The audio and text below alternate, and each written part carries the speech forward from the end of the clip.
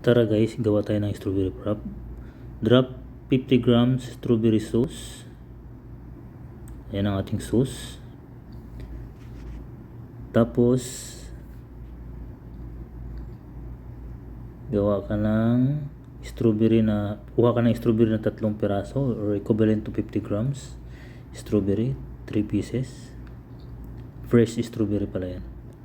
Fresh strawberry para yung lasa ng ating strawberry wrap ay masarap.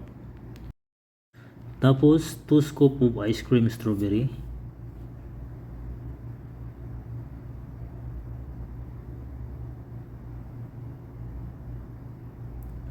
That's it guys, 2 scoop only.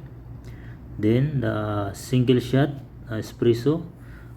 All Frappy guys, meron siyang espresso ha, single shot, double shot. Pero like ko yung single shot para hindi siya matapang gaano. So yan lang ang ating single shot na espresso. Tapos na, pagkatapos niyan gatas, milk 250 grams, 250 grams of milk. Then sugar 50 grams. It depends sa customer kung gusto niya matamis or gusto niya tama lang, medium. Pero ang standard ko talaga 50 grams lang para sakto lang. Tapos yung ating glass, prepare for our glass. Design. Ayan.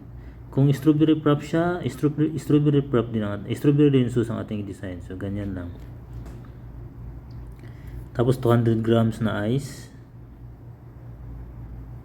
200 grams. Tapos i-blend na natin. Ayan, blender na natin. Tunawin natin lahat yan, ang ating mga flavor. I-mix natin lahat ingredients dyan sa loob. Pag matunaw na, saka na natin i-remove. Tapos finalize natin. Yan, oops. Before that, mag-try muna tayong itis yung ating ginawang frappe strawberry. Yan, tikman mo natin guys.